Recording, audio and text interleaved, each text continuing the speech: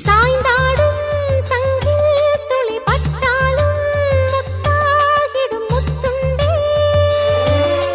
செம்பூவே பூவே உன் மேகம் நான் வந்தால் ஒரு வழியுண்டோ? மன்னவன் விரல்கள் பல்லவன் ஒளியோ. படை கொண்டு நடக்கும் மன்மத சிலையோ? இமைகளும் உதடுகள் ஆகுமோ? வெட்கத்தின் விடுமுறை ஆயுடின் வரைதானோ?